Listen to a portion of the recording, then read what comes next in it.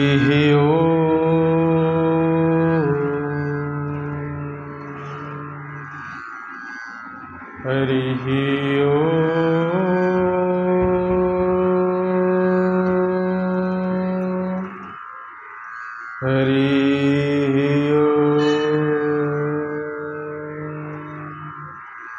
श्री गणेशाय नमः। श्री सरस्वत्यै नमः। श्री गुरुचरण कमलेभ्यो नमः। वक्रतुंड महाकाय सूर्यकोटि समप्रभ निर्विघ्नं कुरु मे देव सर्वकार्येषु सर्वदा।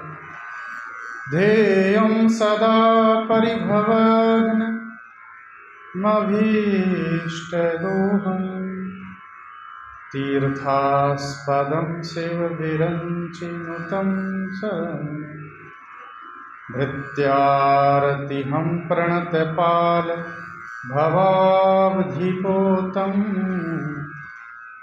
वन्दे महापुरुषते चरणारविन्दं।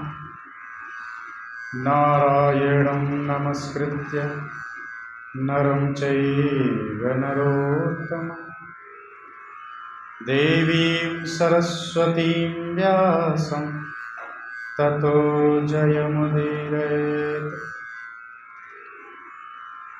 सच्चिदानन्दरूपाय विश्वोत्पत्त्यादिहेतवे तापत्रयविनाशाय श्रीकृष्णाय वयं पीताम्बरधरां सान्द्रां पूर्णचन्द्रानिभाननां वामे जिह्वां गदामन्ये धारयन्तीं भजामि।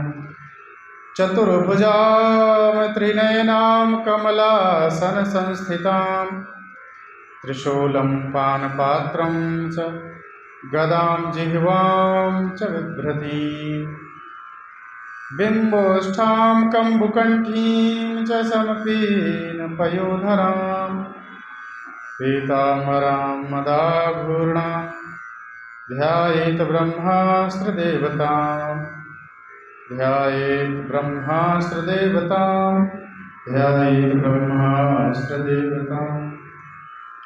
यं ब्रह्मा वरुणेन्द्ररुद्रमरुतः स्तुन्वन्ति दिव्यैस्तवैः वेदैः साङ्गपदक्रमोपनिषदैर्गायन्ति यं सामगाः ध्यानावस्थिततद्गतेन मनसा पश्यन्ति यं योगिनो यस्यान्तं न विदुः सुरासुरगणा।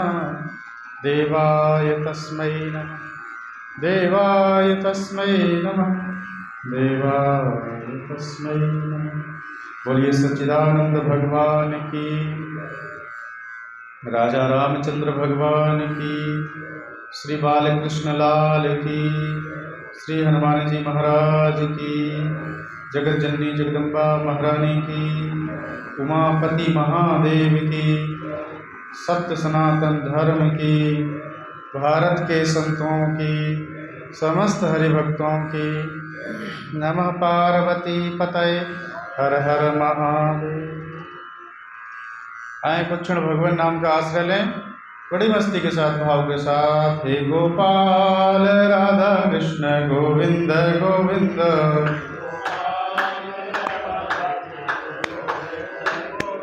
हे गोपाल राधा कृष्ण गोविंद गोविंद, हे गोपाल राधा कृष्ण गोविंद गोविंद, हे गोपाल राधा कृष्ण गोविंद गोविंद, हे गोपाल राधा कृष्ण गोविंद गोविंद, कृष्ण गोविंद गोविंद कृष्ण गोविंद गोविंद। मस्ती से गाइए। कृष्ण गोविंद गोविंद, कृष्ण गोविंद गोविंद कृष्ण गोविंद गोविंद, कृष्ण गोविंद गोविंद कृष्ण गोविंद गोविंद, हे गोपाल राधा कृष्ण कृष्ण गोविंद गोविंद हे गोपाल राधा कृष्ण गोविंद गोविंद हे नंदलाल राधा कृष्ण गोविंद गोविंद नंदलाल राधा कृष्ण गोविंद गोविंद कृष्ण गोविंद गोविंद कृष्ण गोविंद गोविंद कृष्ण गोविंद गोविंद कृष्ण गोविंद गोविंद कृष्ण गोविंद गोविंद कृष्ण गोविंद गोविंद कृष्ण गोविंद गोविंद कृष्ण गोविंद गोविंद हे गोपाल राधा कृष्ण गोविंद गोविंद हे गोपाल राधा कृष्ण गोविंद गोविंद हे नंदलाल राधा कृष्ण गोविंद गोविंद हे नंदलाल राधा कृष्ण गोविंद गोविंद कृष्ण गोविंद गोविंद कृष्ण गोविंद गोविंद कृष्ण गोविंद गोविंद कृष्ण गोविंद गोविंद कृष्ण गोविंद गोविंद कृष्ण गोविंद गोविंद कृष्ण गोविंद गोविंद कृष्ण गोविंद गोविंद हे गोपाल राधा कृष्ण गोविंद गोविंद हे गोपाल राधा कृष्ण गोविंद गोविंद हे गोपाल राधा कृष्ण गोविंद गोविंद हे गोपाल राधा कृष्ण गोविंद गोविंद बोलिए सच्चिदानंद भगवान की जय। परम मंगल में सच्चिदानंद घन स्वरूप श्री बालकृष्ण लाल श्री बांके बिहारी लाल उन्हीं की ही वांग में मूर्ति वांग में विग्रह श्रीमद् भागवत महापुराण के अंतर्गत भगवान की अनन्य भक्ता अनन्य सेविका गोपियों का अद्भुत प्रसंग, जिसके माध्यम से हम भगवान के दिव्य यश कीर्ति का वर्णन श्रवण मनन कर रहे हैं, भगवान की दिव्य मधुर कथाओं का श्रवण कर रहे हैं। निश्चित ही यह हमारे जीवन का परम सौभाग्य है। जब जीवन में भगवतीय स्मरण आता है, भगवान का भजन होने लग जाता है, तो निश्चित मानिए कि ठाकुर जी का हम पर अनुग्रह है। बिना भगवतीय कृपा के, बिना भगवान के अनुग्रह के जीव उनके समीप नहीं हो सकता। हम उनके समीप हैं, उनके निकटस्थ हैं, उनका अर्चन बंदन पूजा सत्संग श्रवण कर रहे हैं। इसका मतलब ही यह है कि उनका अनुग्रह हमारे ऊपर है, उनका अनुग्रह हमारे ऊपर बना हुआ है।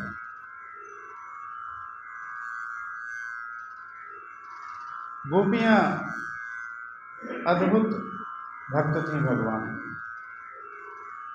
नित्य निरंतर ठाकुर जी की सेवा में लगे रहते थे, उनका स्मरण चिंतन मनन करते रहते थे। गोपियाँ गोपी गीत में सुंदर वर्णन करते हुए कहती हैं, हे ठाकुर जी, सुरत वर्धनम शोकनाशनम स्वरित वेणुना सुष्ठुचुंबकम इतर राग वेश मारणम नृणाम वितर वीरनाश ते धरा। भगवान का जो अधरामृत है, उसकी महिमा का वर्णन यहाँ पर किया है। अधरामृत है क्या? अधरामृतम वेदोपनिषदात्मकम ज्ञानामृतम। श्रीमद् भागवत की जो भाषा है ना, अत्यंत गूढ़ है, रहस्यमय है। श्री सुखदेव जी महाराज जी ने समाधि में स्थिर होकर के राजा परीक्षित को यह कथा श्रवण कराई। और यह जो दसम स्कंद है ये तो महाराज बड़ा ही अद्भुत है। साक्षात श्री सुखदेव जी महाराज जी का समाधि रूप है यह। तो इसकी जो भाषा है, इसकी भाषा भी समाधि भाषा है। हाँ, तो अधरामृत का महापुरुषों ने अर्थ किया है, अधरामृतम वेदोपनिषदात्मकम ज्ञानामृतम।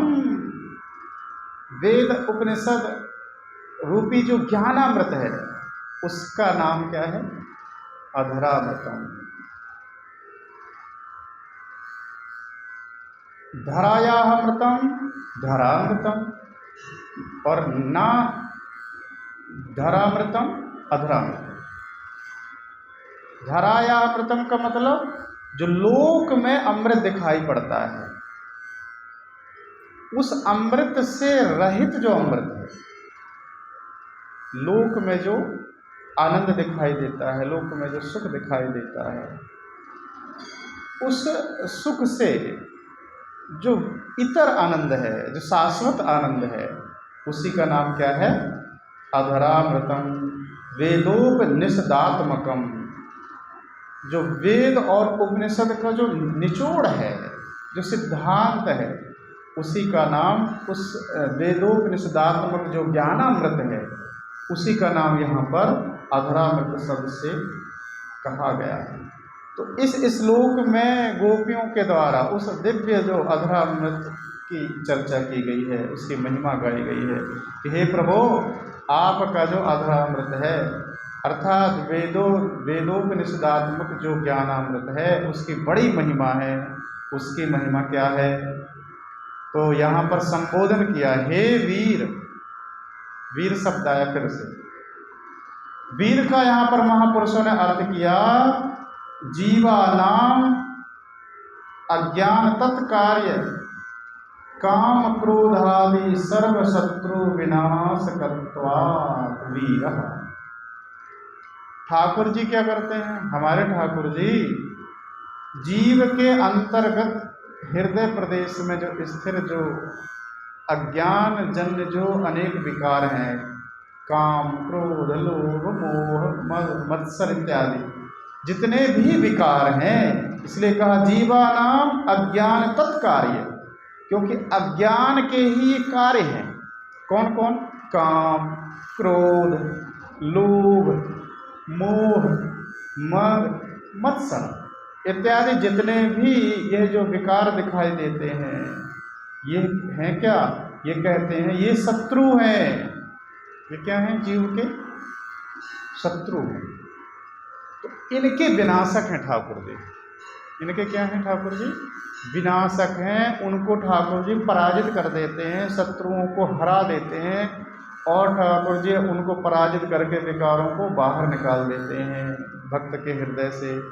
इसलिए ठाकुर जी को गोपियाँ कह रही, हे वीर, इन शत्रुओं को हराना सबकी बस की बात नहीं है। हाँ, जीव के बस की बात ये नहीं है।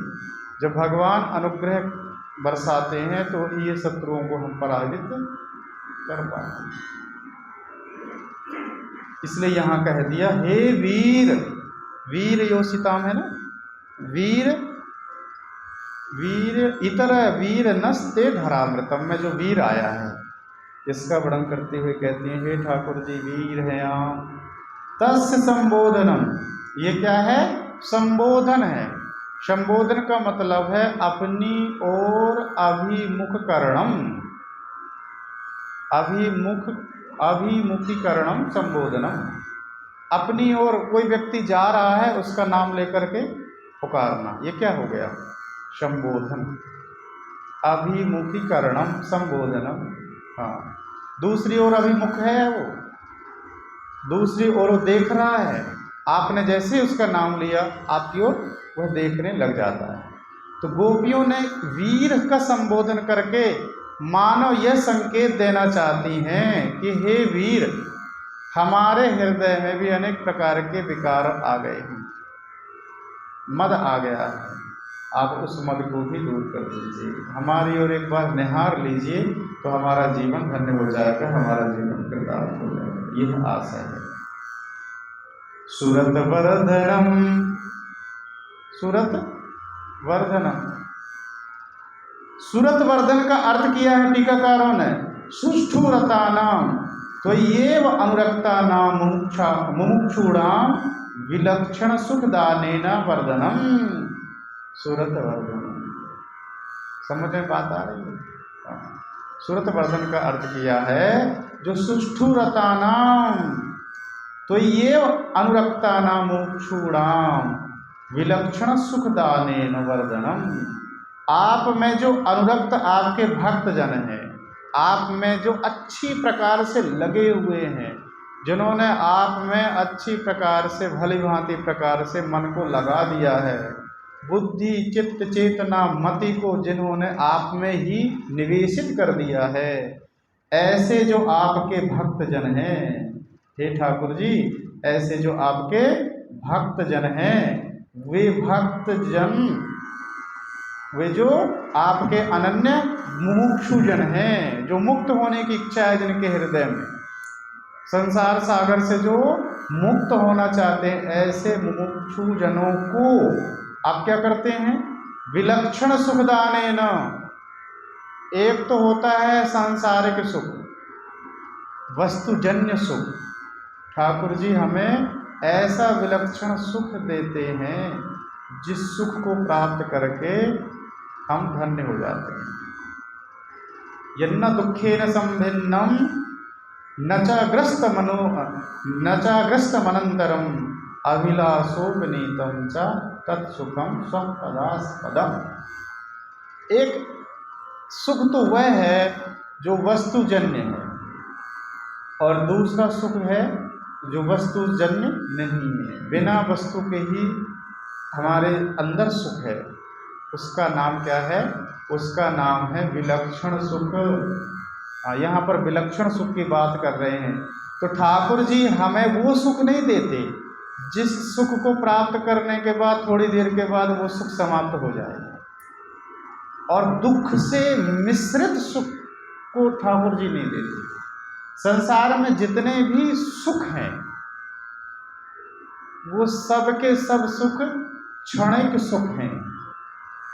क्षणिक का मतलब थोड़ी देर रहने वाले हैं, फिर बाद में गायब हो जाने वाले हैं।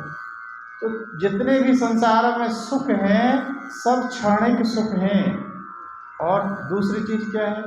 दूसरी चीज़ है जितने भी सुख हैं वे सुख दुख से मिश्रित सुख हैं।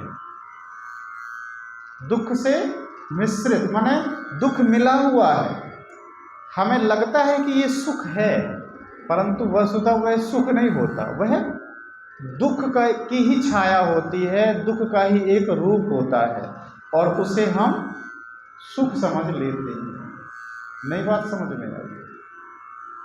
आपने निमंत्रण दिया सुख को कि भाई हमारे घर में आना है, सुख भैया हमारे घर में आपको आना है। आपने निमंत्रण सुख को दिया। तो देखो सुख का जो भाई है उसका नाम है दुख। जिस प्रकार सिक्के के दो छोर होते हैं, दो पहलू होते हैं, एक पहलू को बुलाओगे तो दूसरा पहलू अपने आप चला आएगा, भागा आएगा। उसी प्रकार आपने तो दिया निमंत्रण के सुख को, आपने निमंत्रण दिया किसको? सुख को, परंतु सुख के साथ साथ उसके पीछे छिपा हुआ दुख भी चला आता है। आप जीवन में अनुभव करते हैं कि जिस व्यक्ति से हमने सुख की आकांक्षा की थी, ये हमने भरोसा किया था कि इनसे हमें सुख मिलेगा, इनसे हमें आनंद की अनुभूति होगी, ये हमें धोखा नहीं देंगे, परंतु ऐसा होता है क्या बताओ? जिन जिन से आपने सुख की अभिलाषा की, जिन जिन से आपने सुख को चाहा, वे लोग आपको सबसे ज़्यादा दुखी करते हैं कि नहीं करते? और फिर आप यही बतलाते हैं कि महाराज जी क्या करें, इनके ऊपर तो हमने बहुत भरोसा किया था और सारा विश्वास इन्होंने हमारा तोड़ दिया, ख़त्म कर दिया। इनके ऊपर हमने बड़ा विश्वास किया था, बड़ा भरोसा किया था, परंतु इन्होंने हमें शब्द का यूज करते हैं ना, इन्होंने हमें धोखा दे दिया। अरे भाई, शास्त्र आपको कहते हैं ये जो संसार है इसका नाम ही धोखा है, ये संसार ही झूठा है। तो धोखे से धोखा नहीं मिलेगा तो क्या मिलेगा? धोखा से धोखा नहीं मिलेगा तो क्या मिलेगा? ये संसार का स्वरूप ही धोखा है। इसलिए गोपियाँ कहती हैं, हे प्रभु आप कैसे हैं? आप सुख दाने न, विलक्षण सुख के दाता हैं आप वो सुख नहीं देते जो थोड़ी देर रहे और चला जाए, आप तो शाश्वत सुख दे देते हैं। और दूसरी चीज, ऐसा सुख देते हैं जो दुख से मिश्रित सुख नहीं होता, वो हमेशा आनंद ही आनंद देने वाला होता है, वो दुख देने वाला सुख नहीं होता। और ऐसा भी आप सुख नहीं देते जिस सुख के अनंतर दुख आए। यन्न दुखेन संभिन्नम न च ग्रस्त मनंतरम अभिलाषोपनीतम च। और ऐसा शाश्वत सुख देते हैं जिस सुख से बढ़कर और कोई सुख होता ही नहीं। हमारी जो चाह है, हमारी चाह तो यही है ना जी, जीव मात्र की चाह यही है कि हम ऐसे सुख के अधिकारी हो जाएं जिस सुख से बढ़कर कोई सुख ना हो। यही तो चाहते हैं ना कि ऐसे सुख के हम अधिकारी हो जाएं, हम ऐसे आनंद के अधिकारी हो जाएं जिस आनंद से बढ़कर कोई आनंद संसार में हो ही ना। हाँ, और ऐसे आनंद के अधिकारी हम हो जाएं जिस आनंद को प्राप्त करने के बाद दोबारा दुख ना आए। और ऐसे आनंद के अधिकारी हो जाएं जो दुख से मिश्रित आनंद ना हो, एकदम शुद्ध आनंद ही हो, दुख नाम की उसमें कोई चीज हो ही ना। ऐसे सुख के अधिकारी हम होना चाहते हैं, ऐसे दुख के हम अधिकारी नहीं होना चाहते। हम ऐसे शाश्वत आनंद सुख के अधिकारी होना चाहते हैं जो सदैव बना रहे, जो हमेशा हमारे साथ रहने वाला हो, जिससे बढ़कर कोई दूसरा सुख ना हो, और जो दुख से मिश्रित सुख ना हो, जो नष्ट होने वाला ना हो। गोपियाँ कहती हैं, प्रभु उस विलक्षण सुख का आप दान कर देने वाले हैं, दान देने वाले हैं। इसलिए गोपियों ने कहा, विलक्षण सुख दानेन वर्धनम, विलक्षण सुख का दान करके हमारे हृदय में आनंद का संवर्धन कर देने वाले हैं हे ठाकुर जी। इसलिए यहाँ पर कह दिया, सुरत वर्धनम सुष्ठुरतानां त्वय्येव अनुरक्तानां मुमुक्षूणां विलक्षण सुखदानेन वर्धनम। आपके जो अनन्य भक्त जन हैं, आप में ही जो अनुरक्त हैं, और ऐसे जो मुमुक्षु जन हैं, उनको हे प्रभु आप सुख का दान करके उनके जीवन में आनंद का संवर्धन कर देते हैं, उन्हें विलक्षण आनंद प्रदान करके उन्हें कृतार्थ कर देते हैं। इसलिए गोपियों ने कह दिया, हे सुरत वर्धनम, सुरत वर्धनम। आ गया? हाँ, सुरत वर्धनम। आगे क्या है? शोकनाशनम। आगे मत पढ़िए। शोकनाशनम का मतलब, एक एक पंक्ति को आप विचार करेंगे तो आप आनंद में डूबेंगे। गोपियां कह रही हैं, हे प्रभु आप शोक का नाशक हैं। आपका जो स्मरण कर लेता है, आपसे जो संबंध जोड़ लेता है, उसके जीवन से शोक विदा हो जाते हैं। जिसने आपसे संबंध जोड़ लिया, मीराबाई तो कहती हैं, भाव सागर अब सूख गयो है। भाव सागर अब, समझ में बात आ रही है? मीराबाई कहती हैं, मीराबाई से पूछा किसी ने, आप दुखालय में हैं, संसार में हैं, और ये संसार दुख का रूप है जी। मीराबाई कहती नहीं नहीं, मेरे लिए तो है ही नहीं है, मेरे लिए तो ये सब सूख गयो है, भाव सागर अब सूख गयो है, अब मुझे मुक्त होने के लिए आकांक्षा नहीं रह गई, मेरे लिए तो संसार नाम की कोई चीज है ही नहीं है।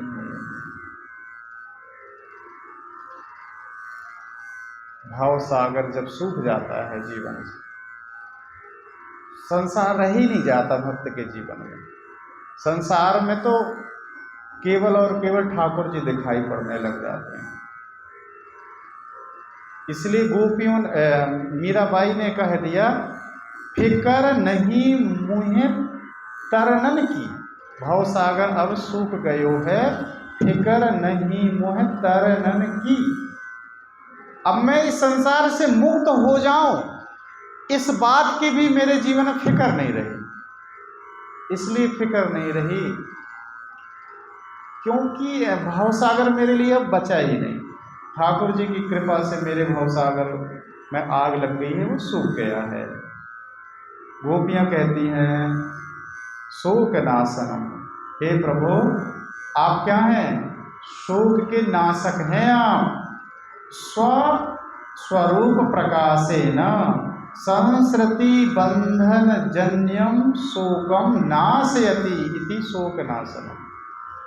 एक एक शब्द के अर्थ को समझते हुए आगे बढ़ना है, ठीक है। अर्थात रूप प्रकाशेन, भगवान अपने स्वरूप का भक्त के हृदय में प्रकाशन कर देते हैं, अपने रूप का बोध करा देते हैं भक्तों को।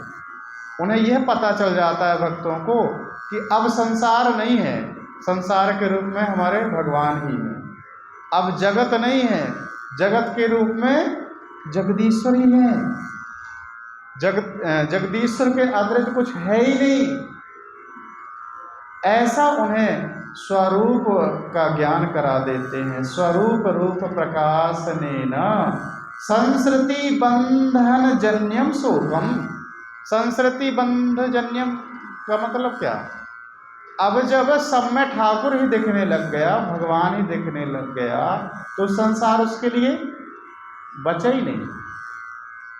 अभी अभी निवेदन किया था मैं कि मीराबाई कह रही भवसागर अब सूख गए हो गए, अब संसार रह ही नहीं गया। तो जब संसार जब रह ही नहीं गया तो संसृति बंधन जन्य जो शोक है कि मैं संसार में फंस जाऊंगी, संसार में बंध जाऊंगी, दुख मुझे सताएंगे, मैं अनेक प्रकार की विपत्तियों से घिर जाऊंगी, ऐसी अब चिंता उसे रह ही नहीं गई।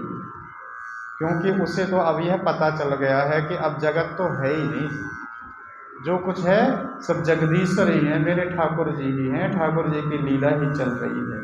इसलिए यहाँ यह कह दिया कि स्वरूप रूप प्रकाशनेन संसृति बंधन जन्यम शोकम नाशयति इति शोक नाशनम।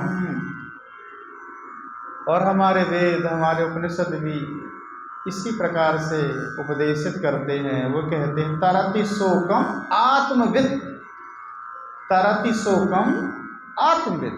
इसका अर्थ है कि जो आत्मा को जान लेता है, जो स्वयं को जान लेता है, जो स्वयं के स्वरूप को पहचान जाता है, जिसे आत्मा का बोध हो जाता है, परमात्मा विषय बोध हो जाता है, उसके जीवन से शोक विदा हो जाते हैं। तरति शोकम आत्मविद, हाँ, वो संसार सागर से तर जाता है, उसके जीवन से शोक निवृत्त हो जाते हैं जो आत्मा को जान जाता है।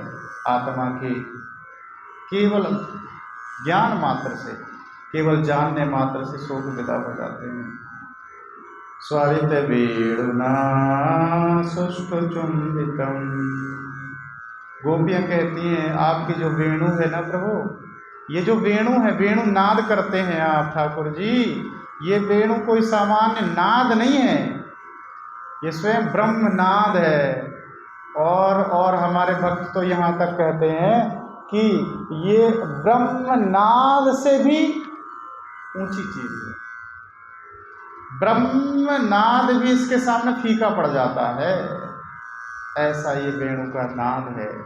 गोपियां कह रही हैं, हे प्रभो स्वरित वेणुना सुष्ठु चुंबितम। और एक अर्थ यहाँ गोपियों ने भी कह दिया कि आपका जो अधरामृत है प्रभु, उसका सेवन तो वेणु कर रही है, निरंतर उसका रसस्वादन करती रहती है वेणु, इस अधरामृत का सेवन करती रहती है। सुष्ठु चुंबितम।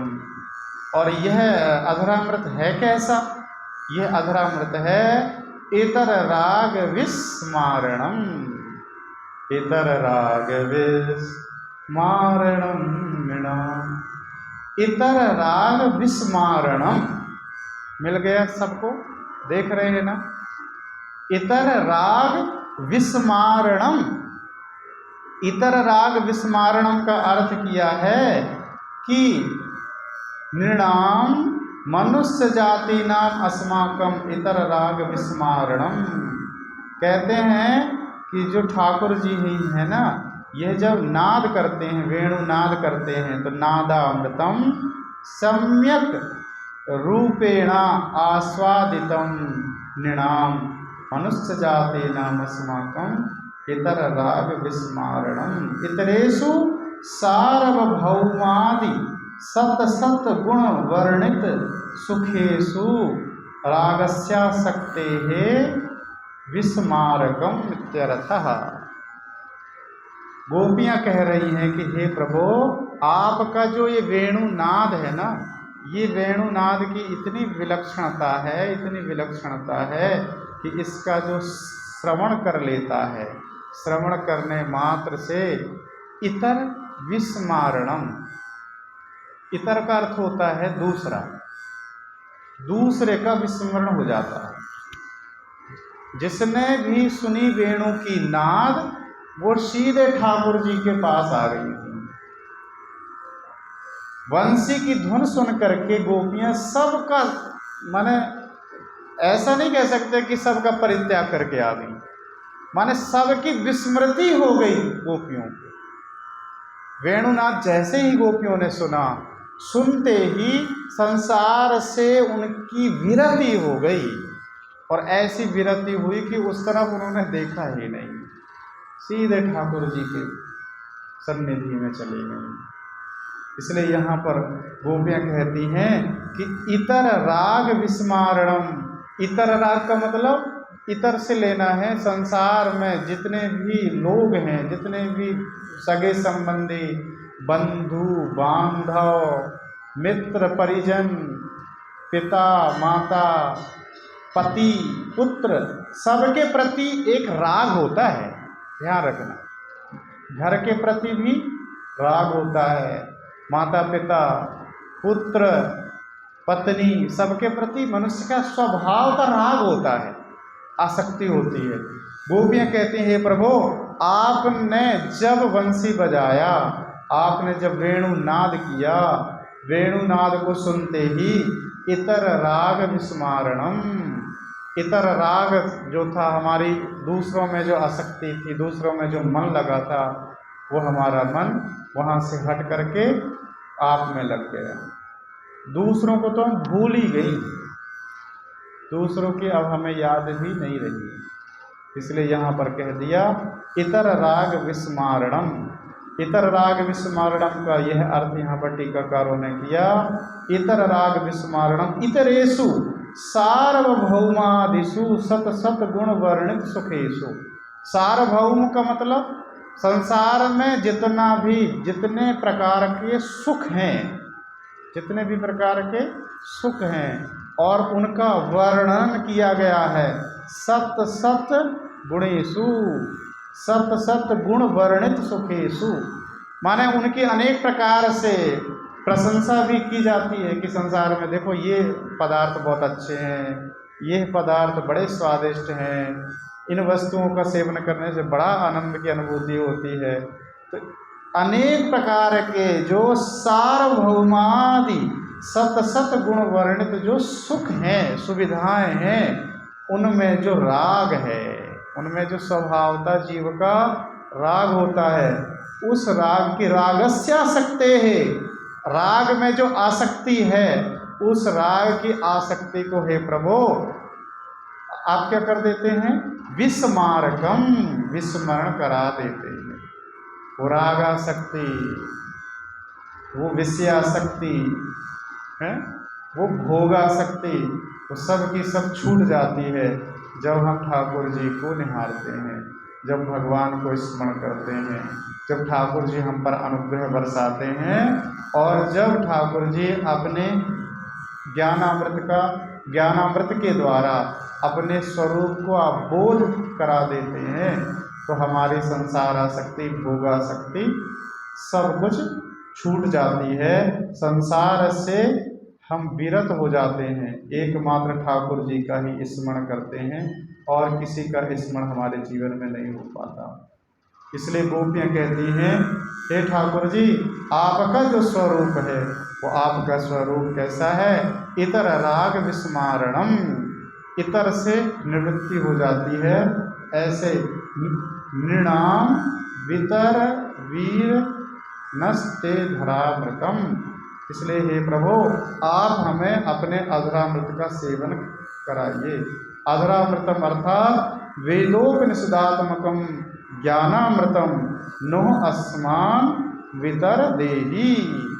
जो वेदोपनिषदात्मक जो ज्ञान है, आपका स्वरूप भूत जो ज्ञानामृत है, उसका हमें सेवन करवाइए और हमारे जीवन में आनंद की अनुभूति करवाइए। आप हमें दर्शन दे करके हमारे समस्त मनोरथों को सिद्ध कर दीजिए।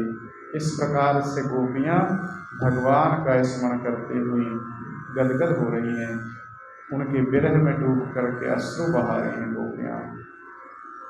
अटति यद्भवा नहनि काननम त्रुटिर्युगायते त्वां पश्यता कुटिलकुन्तलं श्रीमुखं च ते जडमुदीक्षता पक्ष्मकृदृशा, जडमुदीक्षता पक्ष्मकृदृशा। गोपियाँ कह रही हैं, हे प्रभु, हे ठाकुर जी, अटति यद्भवा नहनि काननम, यद यदा भवान काननम अटति विषयारण्यम गच्छति तदा अहनि विचारोदये सति तव श्रीमुखम ज्ञाना